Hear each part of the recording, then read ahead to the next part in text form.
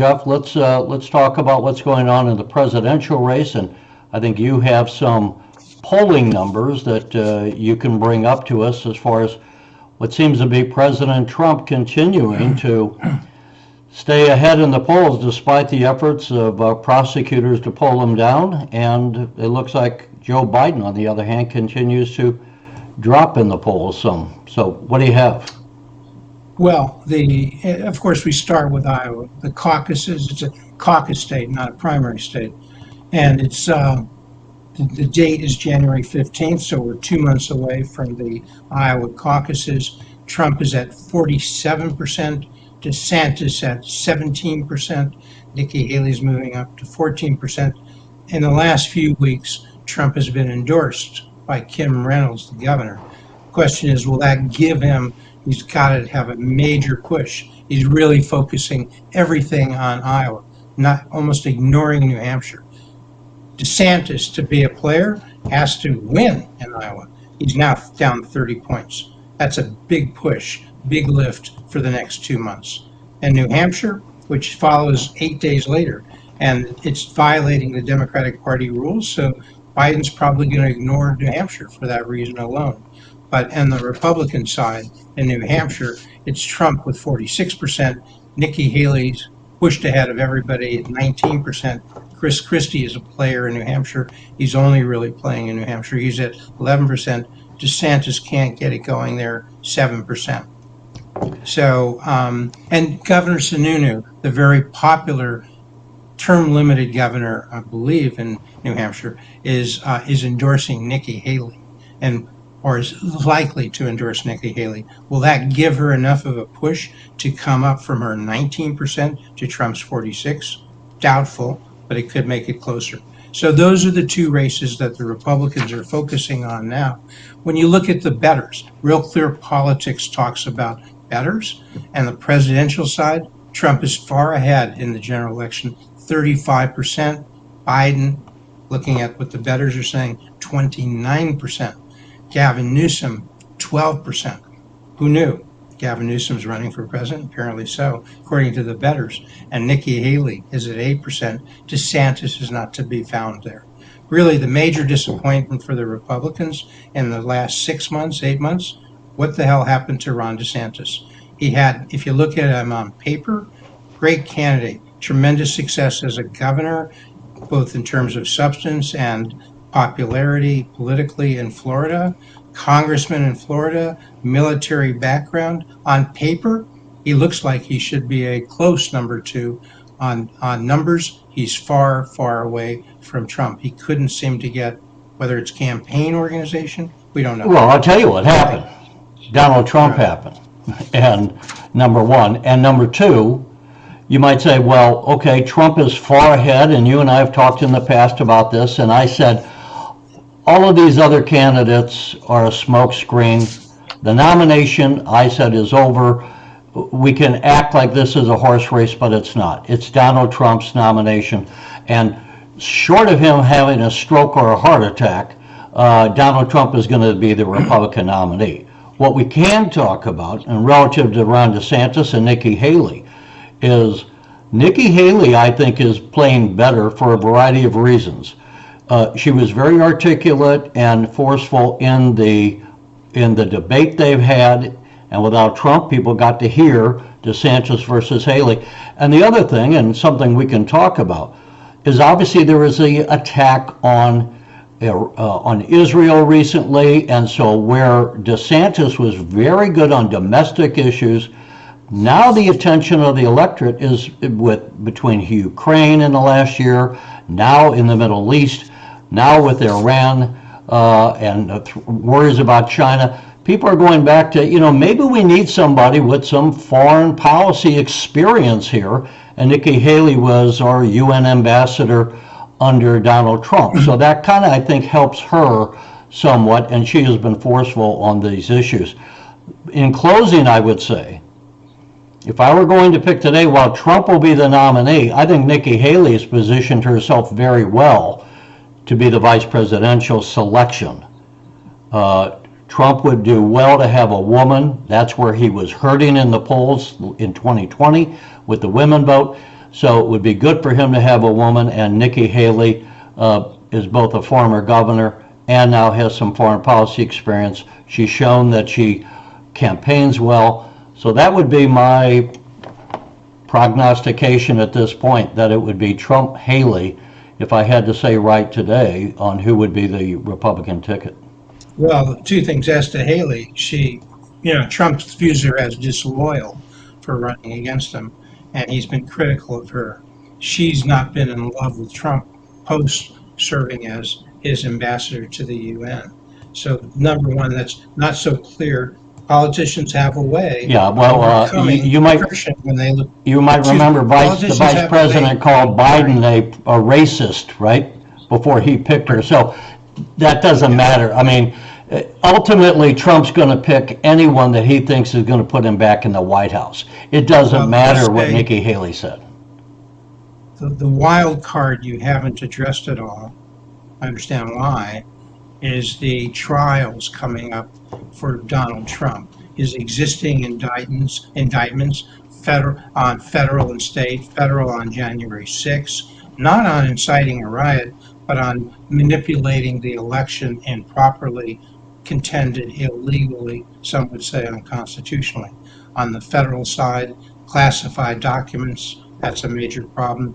On the state side, the Bragg trial in New York will be coming up. So will these trials go ahead in April, May, June? And as we go toward the election, will they have an effect if they go quickly and he's convicted? Could he be sent to jail as he's appealing this? I know you're shaking your head, Terry, but all of this is unprecedented. We don't Yeah, it know. is unprecedented. You may think you know. You may think you know, Terry. Well, But most people would say it's a wild card. It's a wild card, and it could be the anything could happen. If you ask me what's likely to happen, Trump might be found guilty of some things. We've got some sham trials out there. We've got highly partisan prosecutors, not only Bragg, but what's her name, James, the Attorney General of New York, bringing this fraud trial. The American people, certainly the Trump voters, have said, this is nothing, this is a political sham, we see what's going on, and Trump has not come down at all in the polls. In fact, he's gotten stronger. So the idea that going to bringing up charges against Trump, whether it's in Georgia, whether it's in New York, the American people, I would say, are not going to be having a negative impact. The people that don't like Trump, it doesn't matter if he was nominated for sainthood, they're going to vote against him. The people that like Trump are going to stay with Trump.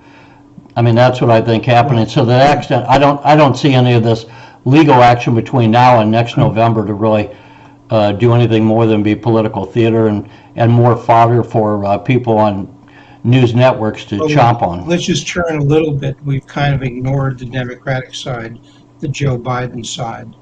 And as you know, it's not a pretty story there for Democrats.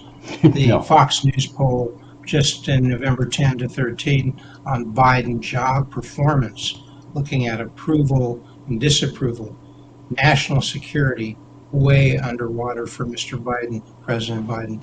40% approval, disapproval 57%. The Israel-Hamas war, approval 39%, disapproval 55%. Immigration, which probably includes border, we're not sure on that, 33% approval, disapproval 64%.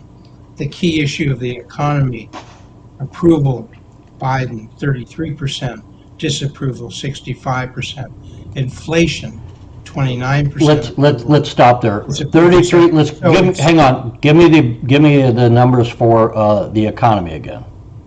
33% approval, disapproval 65%. And what did James Carville say back in 1992? It's the economy, stupid. Exactly. There you go. Yeah. That tells you right there what's going to happen. But I'll just And unless the Biden, look, I could see the stock market, which I follow, going up in 24 for reasons totally unrelated to anything the Biden administration is doing. Now, that could help because it would give, for some people, the idea oh, maybe the economy's not that bad. But look, I don't see the underlying economy turning around tremendously, and certainly nothing that Biden is doing. Well, and the numbers are on your side. Let's just give people some perspective on the economy, not just this year, but looking back. There's some polling that's gone on in the last 10 years. When people are asked the question prior to a big election, when they've had some tough times, is the worst over? Going back to July of 2014, 2 years prior to the 2016 election, 41% said yes, 55% said no. August 2022, 2 years before that election, or not, 6 months, 3 months before the 2022 midterms, 25% said yes, 71% said no. Now, current November of 2023 is the worst over on the economy. Polling is saying 29% say yes. 2/3 of the country, 67%, say no.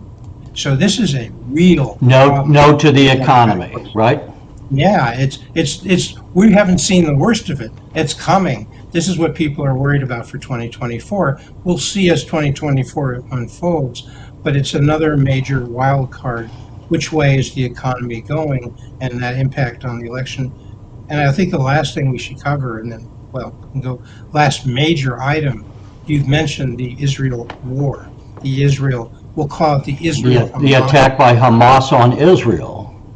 So the question there, Terry, is I think people are just beginning to understand and think about Hamas and the meaning of October 7. You probably know the name Barry Weiss. She's not a household name, but she was at the New York Times journalist. She left when she saw how bad things were at the New York Times in terms of diversity of ideological thought. And she spoke recently at at the Policy Circle Leadership Conference in Tampa, Florida, and it was really a magnificent speech. And the main thing she's talking about there is people don't seem to understand this war is really about Western civilization, because she said this, which by the way is what Prime Minister Netanyahu said last night, right? In an interview. The point is, we're seeing this in America. We're seeing it around the world. October 7 was a stark example, not of civilians being inadvertently killed during war. That happens. That's terrible. No, it was a major movement to slaughter civilians intentionally, and it was videoed so we could all see it. And what's happening on our college campuses? They didn't see it. They didn't see it at all. What's happening in our institutions, whether it's the National Library Institution, whether it's churches. Well, what is happening? They've rotted. They're not condemning it. They have rotted. Now they've rotted. Our institutions in this country that we used to. Look, Jeff, here's the thing. I want to insert, because I want to play a bite here coming up, but before I say that, relative to what we've been talking about, the presidential race, and I think this could play a big part. Now, the Democrats, or the Jewish vote in America has traditionally gone heavily Democrat. I expect it still will, but I wonder to what extent, when you're talking about a close race, and you're talking about winning by 2 or 3 or 4 points nationally, will we get a number of people within the Jewish community at large pulling away from the Democratic Party, because we have so many saying we ought to have a ceasefire, saying condemning the Israelis instead of recognizing that it was the Israelis who were attacked? I mean, what I hear is outrageous. And one, at least, Alan Dershowitz, the Harvard law professor, speaking out forcefully. Now, he says, I'm still a Democrat, but he is really incensed at what he's been hearing in higher education, where he's been for 40 years. I wondered, I mean, do you know, have you talked to people within the Jewish community, or just what's your gut feel? Will there be any kickback within the Jewish community? And even though they're a small part overall of the vote, they are often big donors to the Democratic Party. Will they take their money away from Joe Biden? Well, not just the Democratic Party, they're big donors to the major universities, big donors to Harvard University. Yes, Harvard's getting a lot of petrodollars, and perhaps that explains why they are looking the other way at the anti-Semitism, but going on at their college, at the Harvard University, okay? They are looking the other way. The administrators who are no backbone and perhaps are sympathetic to the Palestinians because they can't understand. They have forgotten, Terry, what we should know over the last 50 years. Israel was created by the United Nations, actually going back to the League of Nations. Israel didn't just pop up in the last few years. This is a country people are beginning to understand. They don't know where Gaza is. They've now been seeing the maps. They don't know where the remainder of the West Bank is. They don't understand, Terry. Obama once said this to me. He seems to have forgotten it. But Obama, before he was president, said, if I had missiles coming into my kids' bedrooms, I really would not be happy with it. I couldn't sleep. Israel has missiles coming from Gaza continuously, even now, into their kids' beds, and from the West Bank. This is their country asked to coexist with a movement that says they want to wipe them off the face of the earth. Well, and we have some members of Congress, right? Members of the Democratic members of Congress saying, what, from the river to the sea, from the Jordan River to the Mediterranean, which would wipe Israel off the map. And, they don't want and she was, what's her name? It's Rashid. Omar, yeah. Whatever, I can't think of her name right now. But she was censored for saying that. Rashida Tlaib There from you go, Michigan. right. She represents she is Palestinian, largely Palestinian Muslim district. They are her votes. That was maybe created for her. Look, you can be pro-Palestinian. Terry, the chickens are coming home to roost in the Democratic Party. It's not the squad of 4 people. It's 5%, 10% of the Democratic caucus. And they are threatening, Terry, if the Democratic Party and Biden continues with their so-called pro-Israel, which is only modestly pro-Israel, they're going to sit home. They're going to penalize the Democratic Party. And Biden is already starting to move away from his strong support, moving toward not just a pause, but to a ceasefire. Well, and Jeff, here's the thing. Go ahead. Go ahead. Well, I was going to say, the main thing is we have seen this time Netanyahu made a smart move. He didn't listen. He said, because for a short time, maybe for days, maybe for a week, the American Congress, and Democrats and Republicans, and that means and Biden, were with them. They had on October 7, they could say, we have to do something about this. We cannot coexist with Hamas.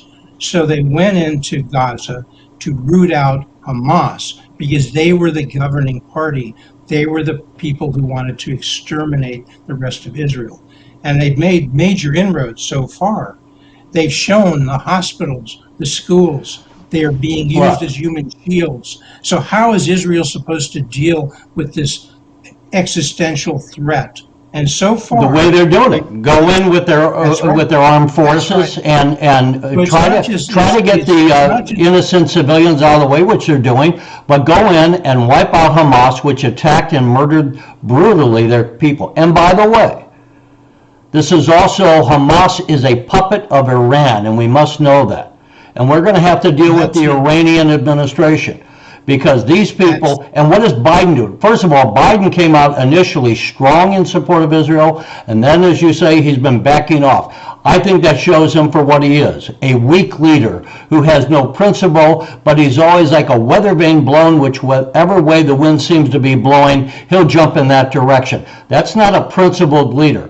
And at the same time, his administration is trying to rekindle the nuclear deal that Obama had put together with Iran, when Obama sent them money, and here Biden was going to be sending Iran $6 billion. I don't know where that stands now, but his oil policies has made the price of oil gone up, and that helps Iran with money, and that money goes into terrorism. So people need to connect these dots, and I would hope that the Jewish voters would kind of say what is going on. Now, I want to get to this pipe, but I want to set it up here.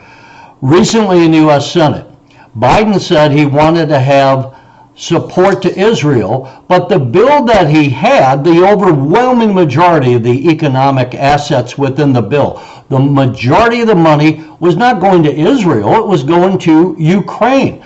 So the Republicans said, look, we want to have one bill for aid to Israel and a separate bill for aid that goes to Ukraine, because everyone was for aid to Israel, but not necessarily for aid to Ukraine. Let's listen to what J.D. Vance had to say here. This runs about 50 seconds. The United States Senate would pass aid, much needed aid to Israel today. At this very moment, aid the House has already passed. It could go to the president's signature this afternoon if my Democratic colleagues would stand down, but they won't. Many of them here are gathered to push back against our very common sense proposal to offer support to one of our most important allies as they face an existential threat. And it's important for us to be honest about that fact, to acknowledge that Israel would be getting support from this government tomorrow if our Democratic friends didn't stop it today. Now, why are they doing this? You will hear over the next hour or so, we'll hear a lot of slogans, but very little real discussion about our policy in Ukraine or our policy in Israel. The Democrats have decided that this must be combined into a massive hodgepodge package for it to pass the United States Senate. They're doing this because they know that America is united behind Israel, and they want to use our Israeli allies as a political cover in their time of crisis. That is all this is about. You'll hear a whole lot, but that is ultimately what this is about. And that was J.D. Vance of Ohio, a new senator, and Jeff, this is where one of the issues people can say, who's handling this better? Is it the Republicans? Are they right? Or the Democrats? They're right. But so what impact we'll have to see what impact this has on the presidential race. Yes, usually people say foreign policy recedes and it's not a major factor. 2024 may be the exception in terms of the presidential race to that. And you focus on the Jewish vote, Terry. Yes, it's significant, it's small, but it can swing the election, possibly, but it's much broader. Israel has support in the US Congress, certainly, and among the Republican Party that's much stronger than the Jewish vote. A lot of the evangelical vote is there, a lot of what I'll call the common sense vote. So that's one. It's much stronger, the Israel support, and it's a major Achilles heel for the Democratic Party. And you raised the second Achilles heel for the Democratic Party, which is the prior support of Obama, I'll call it support for Iran, and looking the other way to the dangers of Iran, which is continuing currently in this Democratic Party. And we should say policy. Trump, when he was in office, purposely had the sanctions on Iran. Oil prices were down. He was driving Iran into bankruptcy, and that's one of the reasons that we didn't have the Middle East erupting like it was, because he was starving the Iranian administration of the funds they needed to conduct terrorist activities around the globe. Right, and there have been 40 to 50 attacks on U.S. military bases in that area in the Middle East in the last few months. And the U.S. government has responded twice to some ammo dumps, hitting back at ammo dumps. It's the most ridiculous response of the U.S. military we've ever seen, the most showing sign of weakness toward Iran. And the Republicans really need to focus on that, because when you look at China, China sees that too. Look, the bigger picture, we're talking Iran, we're talking Israel, and we're talking Ukraine. The bigger picture, and this is a part of the Achilles heel of the Republican Party, Terry. Yes, Ukraine, you want to look at that, you want to make sure that money is spent wisely and not wasted there, etc. But you can't walk away from what Ukraine means and our support to Ukraine, and can we just walk away? What will that say to China if we don't see that to the end? Look, I agree with that. I don't know that I mean, there may be some members in Congress on the Republican side that want to stop sending money to Ukraine. What Senator John Kennedy tried to get done is to say, let's have an auditor general so we can make sure that the money we're sending to Ukraine is not going to pay their pensions or their government workers. Let's have it going to where we want it to go, into the military, and that people aren't sending it billions of dollars into private accounts in Switzerland. Senator Kennedy's effort to have that control was voted down by the Democrats in the Senate. So there's some legitimate reasons to say, let's put some strings attached on these funds. Now, I would support money's going to Ukraine for a variety of reasons, but I think that is a position of a lot of the Republicans, but they want to have more control, and they also don't want to have this bill that says aid to Israel, where the vast majority of the aid that we just saw Senator Vance speaking about was actually going to Ukraine. One of the things the House Republicans are trying to do, and it would be nice to have in the Senate too, let's have what we call clean bills, which means we don't throw everything in the kitchen sink but separate items which we can vote on separately. Jeff, I just want to say we were going to talk about the prosecutor's race. It's an important issue. Crime in Chicago is an important issue, but we're running out. And for the viewers, Jeff and I are taping this on Monday of Thanksgiving week, so it's going to be a short week, so we wanted to get this done. But let me give you the final word, Jeff. We got about a minute and a half. Yeah, we'll come back to the state's attorney's race because that's getting set up in December. The filings will occur in the first week in the Democratic primary and the Republican Party. So we can come back to that hopefully late November, early December, to get people familiar with that, a key issue, because crime is still so important across the country and in Chicago. But in closing here, the real trick for the Republican Party as they proceed with the presidential race is in articulating thoughtfully what we've just talked about, the Israel-Hamas war, the Ukraine war, and in the larger context of how we deal with Russia and China and Iran and North Korea, the axis of evil. That's what the focus has to be on. Well, and again, this is why I say I think Nikki Haley is someone to watch. We don't know who Trump would pick. He could pick someone who's never run for office before. But right now, my bet would be, if I was betting on Nikki Haley, and we have this elevation, as you just said, and we've talked about, of foreign policy issues and the importance of that, and less the domestic issues, which I think we had going on in 2020. With that, folks, we'll say have a great Thanksgiving.